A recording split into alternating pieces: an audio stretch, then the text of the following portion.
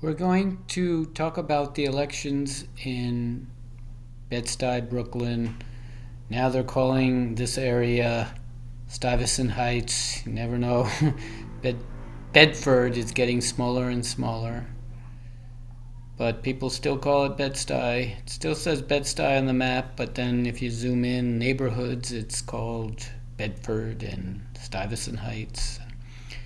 But here on the screen you can see this is just the desktop version of this video because it's much easier to use these maps on a real computer, so I recommend that. And here's a review.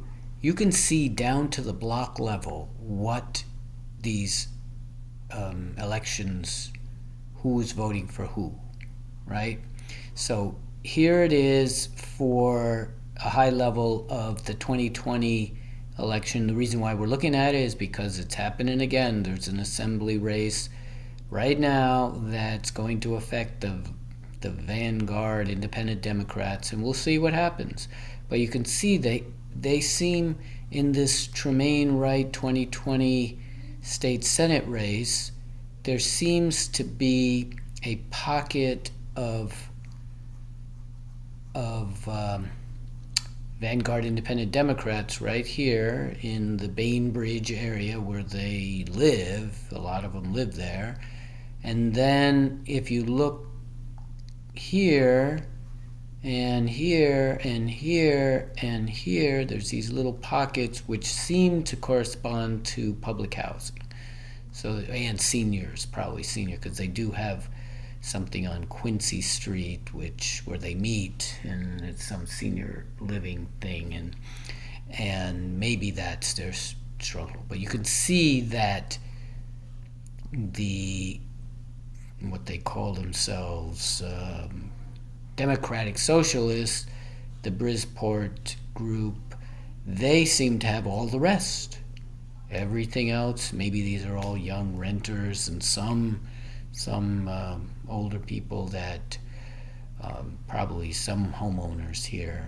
As we know, New York City is homeownership is very, very low, and it would be good to have a policy that promoted homeownership, but it looks like instead we're going to build all these gigantic towers. And so here we go. It says you can click on the map. We'll do that in a minute just to show how much easier it is on a desktop. But we also want to show this new map that shows what happened in 2020 for Zinerman versus Cohen. Zinerman and the Vanguard Independent Democrats. I don't know what Cohen was. He probably was not a socialist. Maybe he was. I don't know. You can look at. But he definitely did not win many election districts. You can see just a fringe. But this is happening again, and we'll see what happens.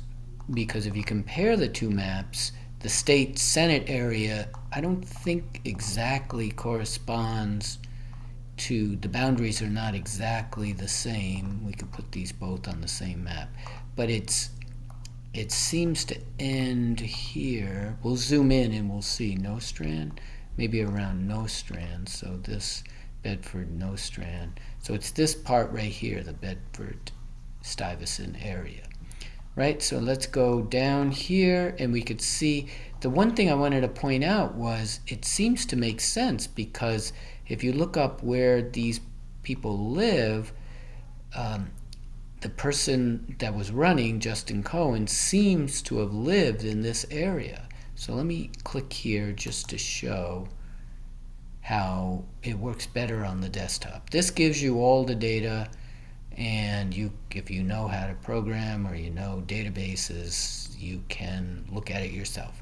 Now it does take a while to load, and you just have to be patient. Look, it's all free data here. So let's see that it's unresponsive. So let's wait here. And what it's doing is it's going and finding all that data and loading it into Mapbox. This is super simple. Anybody can do this. And then once it loads all the election districts, it will also show specifically the Assembly District 56. So there it goes. This is kind of overkill for this because it shows all the Assembly districts, but you got to zoom in on that particular Assembly district. The cool thing about this is you could actually do it for every race, but it is easier to focus on one race at a time, otherwise you get confused.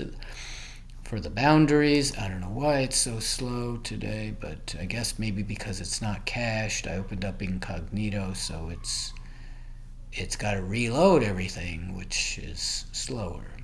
But this is actually what a first-time user would see. And wow, it loaded it here, but it's not loading it here. And again, this is Mapbox, and it's kind of a free service that Mapbox gives to promote their service, which is very good. And if you loaded less data, then it would be much faster. And of course, this thing is a that's weird that it's that slow. Maybe the first time after you load it, then I think it caches it in the browser. So now let's try to zoom in and see if there it is. You can see the area, right? And as far as I could tell, when this Justin Cohen was running, he lived around here, Dean Street, right? The office was there. So it kind of makes sense that he had some connection to that area. But you can see the Vanguard Independent Democrats dominated the rest. And there's small pockets here. Maybe he worked over here, had some connection to here, which is, what is this? The public housing? Tompkins? Pulaski? Yeah, I think that's kind of strange that he would have a connection here. But you can click on any here and you can see if he just barely won. Yes, he just barely won 125 votes out of 200. And so I don't know how he did that, but he just barely won 52% of the vote. So if you go over here, maybe this is also somewhat Hasidic, maybe? Let's see, what is this? No, this, yeah, it might be somewhat Hasidic.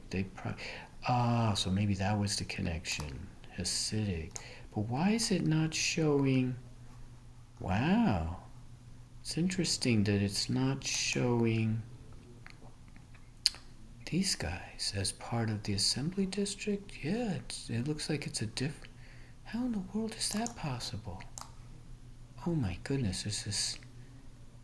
Wow. So this is. Oh, this.